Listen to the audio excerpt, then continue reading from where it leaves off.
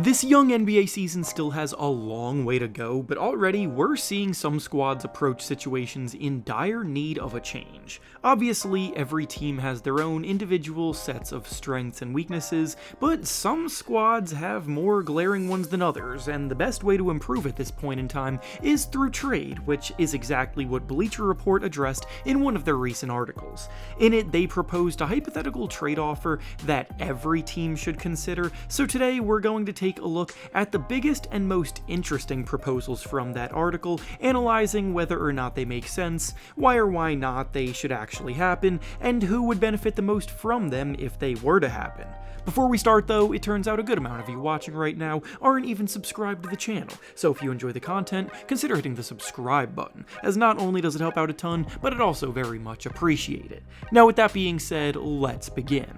The first proposal from the article is between the Chicago Bulls and the Orlando Magic, where the Magic receive Zach Lavine and Torrey Craig in exchange for Cole Anthony, Jonathan Isaac, Tristan da Silva, and a first-round pick. This is exactly what I was talking about all off-season when I said that the Bulls should not rush to get rid of Zach Lavine given the circumstances at the time. Last year, Lavine was having the worst season he's had in quite a while, and it got cut short by a surgery that ended his season, so obviously, with his play on the court suffering from his apparent health issues, his trade value naturally was tanked. Of course, it came at an unfortunate time because the Bulls had also been shopping him on the trade block when all of that went down, but while there were still plenty of calls for the team to move on and ship him out anyway, the organization picked up on the fact that there was no substantial market for Lavine at all and smartly chose not to trade him away for pennies on the dollar.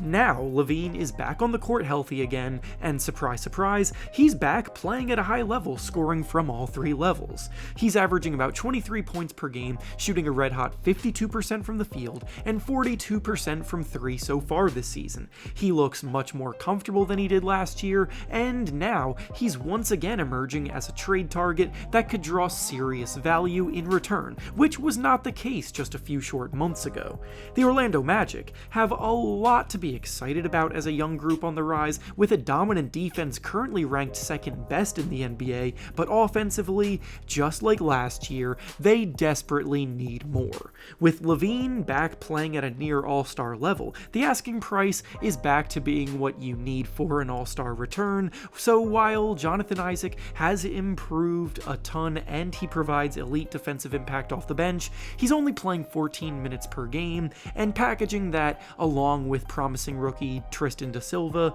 streaky sixth-man scorer Cole Anthony, and a first-round pick is worth the shot creation boost they're getting from Lavine as a group that once again ranks in the bottom third of the NBA offensively, so I like this deal for both sides. The next proposal from the article is actually a three-teamer between the Warriors, Pelicans, and Raptors, where the Warriors receive Brandon Ingram, the Pelicans receive Andrew Wiggins, Guy Santos, a first-round pick, and 2 second-round picks, and the Raptors receive Gary Payton II and a second-round pick. Similar to the situation that we just discussed with Zach Lavine in the last segment, Brandon Ingram was also in a spot where he was coming in fresh off of a whole offseason of trade rumors, firmly on the trade block, hoping to play himself into more favorable standing so the Pelicans can offload him for a better return. Last season, he also had a down year, and the Pelicans themselves have made it clear that they don't really plan on extending his contract, so now with this being the last year of Ingram's current contract, his future is completely up in the air. Ingram's production on paper may look slightly improved so far this season, but objectively, he hasn't looked anywhere near his best self, so while this trade would feel like a huge splash for the Warriors team surprisingly rising back to the top of the West, I just don't think they need it. Wiggins may be an inferior player in a vacuum, but his three-point shot is back falling at an above-average clip this season. He's always been a reliable defender for the team, and with Ingram's contract about to expire, I doubt the Warriors are interested in extending him long-term either. The Raptors are basically only there to help facilitate things along, so while the Pelicans would definitely like to speed up the ending of the Brandon Ingram saga, I still don't think this is the fit to do it. The next proposal from the article is actually another three-teamer between the Heat, Warriors, and Raptors, where the Warriors receive Jimmy Butler, Bruno Fernando, and Josh Richardson. The Heat receive Jonathan Kuminga, DeAnthony Melton, Andrew Wiggins, 3 first-round picks, a pick swap, and a second-round pick, and the Raptors receive Gary Payton II and 2 second-round picks. This one's the spiciest of the batch so far, and for some reason the author loves to pair the Warriors with the Raptors when it comes to facilitating trades, but we're gonna rock with it anyway. With the Warriors winning 9 of their first 11 games this year, they're sitting in first place in the West, and they're definitely back in contention mode, and whatever move they can make to keep them in the mix is one that they will explore. Enter Jimmy Butler, who has one of the best playoff reputations in the NBA, who is still without a ring and will absolutely push to find a situation that can help him accomplish that if the Heat's season keeps trending downhill like it has to start. Butler is 35 years old though and has limited time left, so he fits the Warriors timeline well with Steph Curry and Draymond Green, and on the flip side, it's starting to become clear that Jonathan Kuminga will never really have the freedom to fully develop in Golden State, so a change of scenery could do him a lot of good too. Andrew Wiggins and DeAnthony Melton are also very solid pieces to have included for a trade like this with the Heat, but where I think this idea breaks down is the inclusion of all of that talent and 3 additional first-round picks and a pick swap. Jimmy Butler is still a great player, but his age, injury history, and production are starting to waver, and that is simply too much to give up at this point in his career. I love the fit for both the Heat and the Warriors to be teams that can work out a deal with each other. I just think the overall framework needs some adjusting.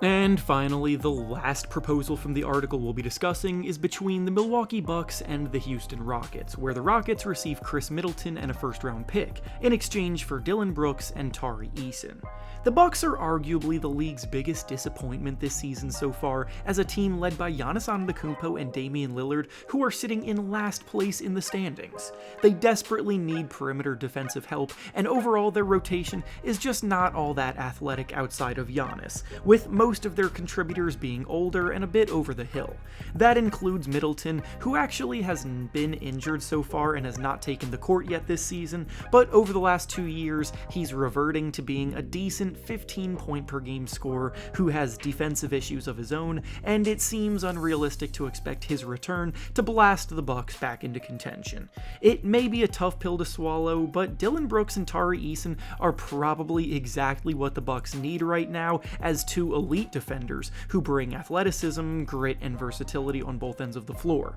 With all of that being said though, the Rockets are actually the ones who I think would end up saying no here. They're 7-4 to start the season off. They have an incredibly deep squad at every position. Brooks is the player that sets the tone for this group, and Eason's development is going very well as he's becoming an outstanding two-way wing off the bench. They don't need an injury-prone, over-the-hill wing scorer in Chris Middleton, and giving up 2 guys who lead the way for their emergence is the kind of move that bad, overzealous front offices make to set their teams back a few years. And with that being said, that's all I have for you today. Make sure to like the video, subscribe to the channel, and comment down below what you think about these trades. Thanks for watching, and I'll see you all next time.